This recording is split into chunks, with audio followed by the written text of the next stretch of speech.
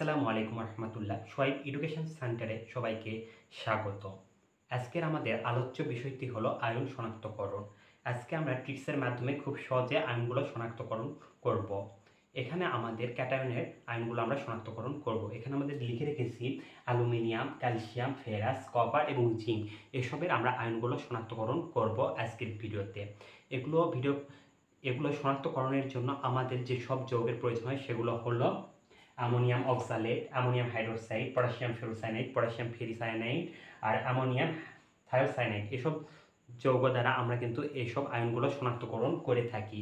এসব আয়নগুলো খুব সহজে আমরা আজকে টিপসের মাধ্যমে মনে রাখবো। এই জন্য আমরা কি করব, এই আয়নগুলোকে আমরা সিরিয়ালি লিখব। প্রথমে আমাদের কি অ্যালুমিনিয়াম 3+, তারপর আমাদের কি ক্যালসিয়াম 2+, তারপর আমাদের ফেরাস 2+, ফেরাস 3+, তারপর আমাদের কি কপার হওয়ার কথা, কিন্তু আমরা কপারটা একটু পরে লিখবো। আগে আমরা লিখবো জিঙ্ক 2+, তারপর আমরা লিখবো কপার 2+। ট্রিক্সটি মনে রাখার জন্য আমরা কপারটি নিচে লিখতেছি এবং জিঙ্কটি উপরে রাখতেছি। এখন এসব আয়নগুলো আমরা কিভাবে মনে রাখবো?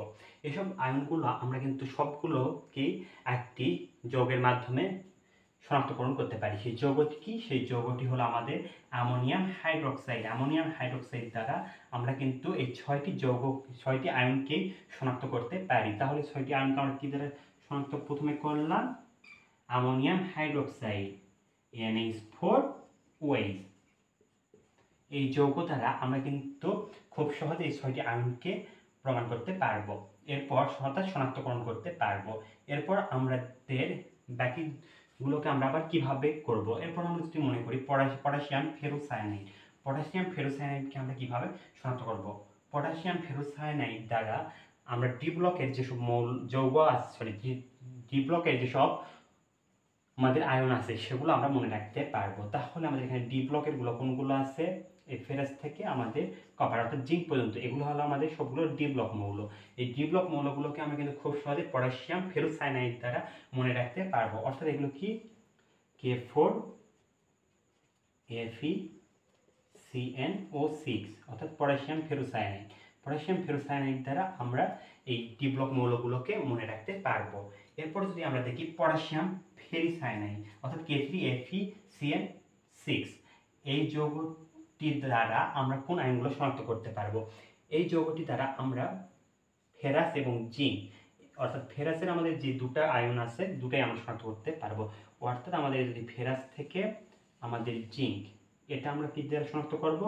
পটাশিয়াম ফেরিসায়ানাইড দ্বারা K3FeCn6 অর্থাৎ পটাশিয়াম ফেরিসায়ানাইড দ্বারা আমরা ফেরাস এবং জিঙ্ক এইগুলো আয়নগুলোকে আমরা শনাক্ত করতে পারবো।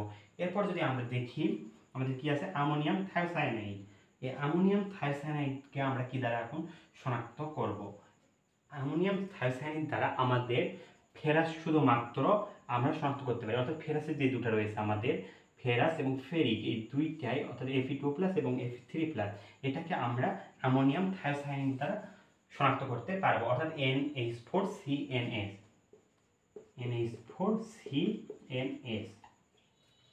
অর্থাৎ আমাদের অ্যামোনিয়াম থায়োসায়ানাইড দ্বারা আমরা ফেরাসের যে দুটি আছে আয়ন সেগুলো আমরা শনাক্ত করতে পারবো। তাহলে আমাদের চ্যাপ্টার শেষ। এখন কিন্তু আমাদের আরেকটি আছে, সেটি হলো অ্যামোনিয়াম অক্সালেট অর্থাৎ NH4 এটা দ্বারা আমরা শুধুমাত্র এই ক্যালসিয়াম আয়নকে শনাক্ত করতে পারবো। ক্যালসিয়াম আয়নকে আমরা তাহলে কি দ্বারা শনাক্ত করব? NH4C2O4, এটিকে আমরা কি বলি? Ammonium oxalate. এই অ্যামোনিয়াম অক্সালেট দ্বারা আমরা শুধুমাত্র ক্যালসিয়াম আয়নকে শনাক্ত করতে পারবো। আমাদের সংকেতের সাথে সাথে বাংলা নামগুলো মনে রাখতে হবে। ঢাকা ইউনিভার্সিটির অ্যাডমিশনে কিন্তু আমাদের আসছিল অ্যামোনিয়াম অক্সালেট দ্বারা কোন আয়নটি শনাক্ত করা যায়। তাহলে অ্যামোনিয়াম অক্সালেট দ্বারা আমাদের কোন আয়ন শনাক্ত করতে পারতেছি? আমরা শুধুমাত্র ক্যালসিয়াম আয়ন শনাক্ত করতে পারতেছি।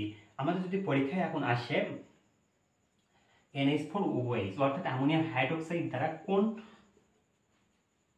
আয়ন আমরা শনাক্ত করতে পারবো, তাহলে আমাদের আনসার কি হবে? অ্যামোনিয়াম হাইড্রোক্সাইড দ্বারা আমরা এই 6টি আয়নকে শনাক্ত করতে পারবো। এরপর পরীক্ষায় আমাদের যদি আসে পটাশিয়াম ফেরোসায়ানাইড দ্বারা আমরা কোন আয়নগুলো শনাক্ত করতে পারবো? পটাশিয়াম ফেরোসায়ানাইড দ্বারা আমাদের ডি ব্লক মৌলগুলো যেসব আছে সেগুলোর আয়ন আমরা শনাক্ত করতে পারবো। অর্থাৎ ফেরাস, জিঙ্ক এবং কপার এগুলো আমরা পটাশিয়াম ফেরোসায়ানাইড দ্বারা শনাক্ত করতে পারবো। আর পটাশিয়াম ফেরিসায়ানাইড দ্বারা আমরা ফেরাস এবং জিঙ্ক এগুলো মনে রাখতে পারবো, অর্থাৎ এই আয়নগুলো শনাক্ত করতে পারবো। আর আমাদের পরেরটা কি হলো অ্যামোনিয়াম থায়োসায়ানাইড। অ্যামোনিয়াম থায়োসায়ানাইড দ্বারা আমরা শুধুমাত্র ফেরাস অর্থাৎ লোহার আয়ন শনাক্ত করতে পারবো অ্যামোনিয়াম থায়োসায়ানাইড দ্বারা। এরপর আমাদের আছে অ্যামোনিয়াম অক্সালেট। অ্যামোনিয়াম অক্সালেট দ্বারা শুধুমাত্র আমরা ক্যালসিয়াম আয়ন শনাক্ত করতে পারবো। এভাবে কিন্তু আমরা খুব সহজে আয়নগুলো শনাক্ত করতে পারবো। পরবর্তী ভিডিওতে আমরা অ্যানায়নের আয়ন শনাক্ত করব। সে পর্যন্ত সবাই ভালো থাকবেন, সুস্থ থাকবেন। আল্লাহ হাফেজ।